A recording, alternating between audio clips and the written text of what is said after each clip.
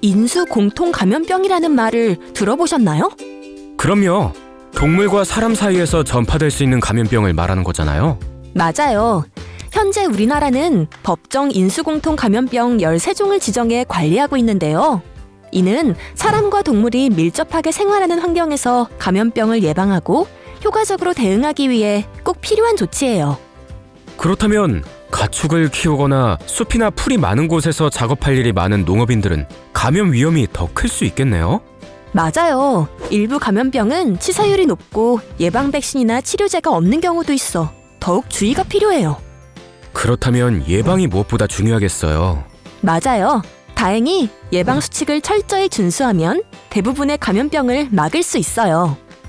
그럼 농업인이 조심해야 할 인체 감염병 5가지와 그 예방 요령을 함께 알아볼까요?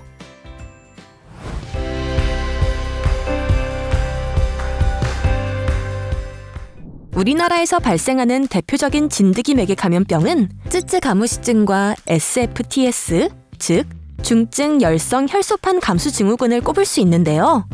쯔쯔가무시증은 경작지 주변의 풀숲에 사는 털진드기 유충에 물려 균이 사람 몸속에 침투해 발생하고, SFTS는 바이러스에 감염된 진드기에 물리거나 이 병에 감염된 동물이나 환자의 혈액과 체액 등에 노출된 사람에게도 전파될 수 있어요.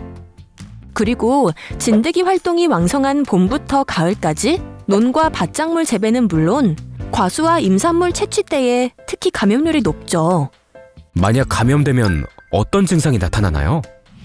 쯔쯔가무시증의 주요 증상은 감기와 비슷해 발열, 오한, 근육통, 두통이 생기고 림프절 종창이나 피부에 발진이 생기는데요.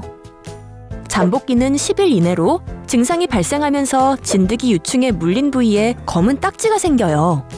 그리고 SFTS의 주요 증상은 발열과 소화기 증상, 출혈 경향이 나타나는데요. 심할 경우 다발성 장기 부전과 의식 저하를 보입니다. SFTS는 치명률이 높고 예방 백신과 치료제가 없어 진드기에 물리지 않는 것이 최선의 예방책입니다. 그럼 어떻게 예방해야 할까요? 첫째, 긴팔 상의, 긴 바지, 토시, 장갑 등을 착용해 피부 노출을 최소화하고, 이때 소매는 단단히 여미고 바지 끝단은 양말 안으로 집어넣습니다.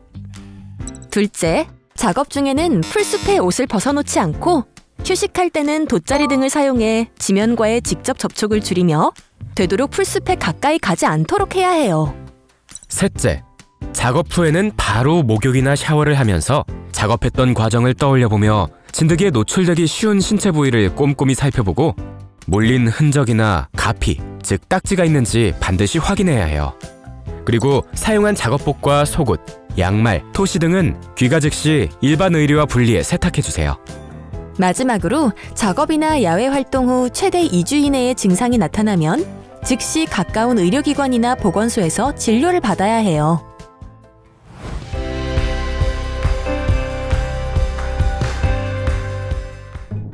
한낮의 여유로움이 묻어나는 이곳에서 알아볼 인수공통감염병은 큐열과 브루셀라증인데요. 큐열과 브루셀라증은 소, 돼지, 양, 염소와 같은 가축이 주요 감염원으로 알려져 있어요. 먼저 큐열의 주요 감염 경로는 접촉 전파인데요. 감염된 가축의 유즙 또는 태반, 양수에 접촉했거나 분뇨, 진드기 등으로 오염된 환경에서 분진이나 에어로졸을 흡입하면 감염될 수 있어요. 또 살균되지 않은 오염된 우유나 유제품, 익히지 않은 감염된 육류 섭취로도 감염될 수 있고요. 드물게 성접촉이나 수혈 등의 경로로 전파되기도 해요. 큐열은 감염자 중 약 50% 정도는 증상이 없지만 갑작스러운 고열, 심한 두통, 근육통, 인후통, 가래 없는 기침 등의 증상이 나타나면 급성 큐열을 의심할 수 있어요. 또 급성 감염자의 일부는 최초 감염 1년에서 20년 후에 만성 큐열로 진행될 수 있는데요. 심장 질환자 등 고위험군이 치료하지 않을 경우 치사율이 높으니 주의해야 해요. 이번엔 브루셀라증 감염 경로인데요. 브루셀라증은 감염된 가축의 분비물, 태반 등이 상처난 피부나 결막에 접촉되거나 살균되지 않은 오염된 유제품이나 익히지 않은 감염된 육류 섭취로도 감염될 수 있어요.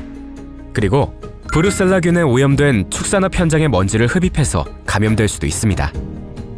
브루셀라증은 뚜렷한 감염 증상이 없는 편이지만 심할 경우 발열, 오한, 두통, 근육통, 관절통 등 다양한 증상을 보이는데요. 만약 브루셀라증을 제때 치료하지 않으면 열, 피로감, 관절통 등의 증상이 몇 년씩 지속되고 때때로 중추신경계나 심장에 심각한 감염증을 일으켜 사망할 수도 있습니다. 따라서 큐열이나 브루셀라증이 의심될 때는 의료기관이나 보건소를 방문해 직업, 최근 활동, 건강 상태 등을 설명해 주세요. 현재 국내에는 큐열과 브루셀라증 예방 백신이 없어 예방 수칙 준수가 무엇보다 중요한데요. 첫째, 작업할 때는 반드시 보호장갑과 방역 작업용 마스크, 방수용 앞치마와 장화, 고글 등을 착용하고 개인 위생 수칙을 준수해야 합니다. 둘째, 작업 후에는 샤워 후 옷과 신발은 세탁하고 임신이나 면역 저하, 심장 관련 질환자는 동물의 출산 과정에 참여하지 말아야 해요. 셋째, 작업 후에는 작업장 청소와 소독을 실시해야 하고요. 동물의 태반, 양수 등 부산물은 방수팩 등에 담아 안전하게 처리해야 합니다. 또 공기 전파 위험이 있으니 배설물 제거나 청소는 개인 위생 장비를 착용한 후 바람이 많이 불지 않는 날에 진행해 주세요. 넷째, 우유와 유제품은 반드시 살균된 제품을 드시고 육류는 반드시 익혀 드셔야 한다는 점 잊지 마세요.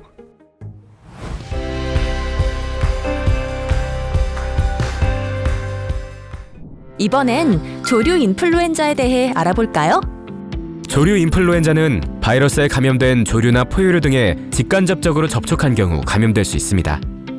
감염된 동물의 배설물, 체액, 동물 사체는 물론 바이러스에 오염된 물건을 만진 손으로 눈, 코, 입 등의 점막 부위를 만지거나 오염된 먼지를 흡입했을 때 그리고 오염된 축산물을 살균 처리하지 않고 섭취하는 경우에도 감염될 수 있는데요.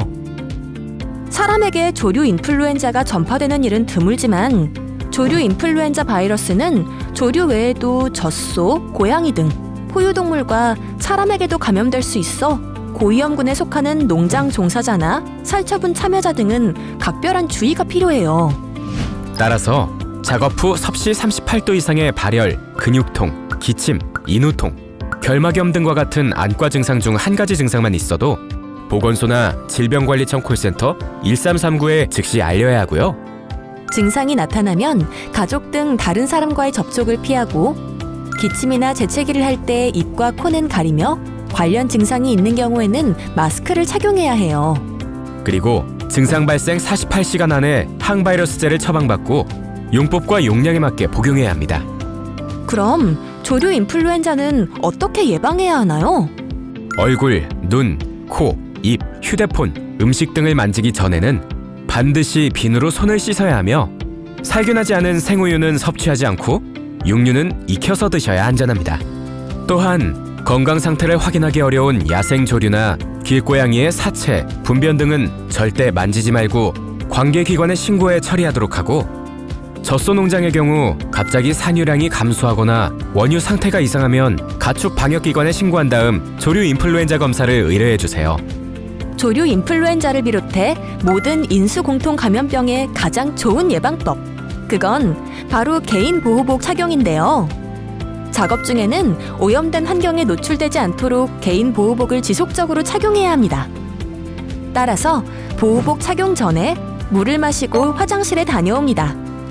개인 보호복을 바르게 착용하는 방법은 안전구역에서 속장갑을 먼저 끼고 보호복을 입은 다음 덧신과 마스크, 보안경과 모자를 차례로 착용하고 작업할 때 쓸 장갑을 하나 더 착용하면 됩니다.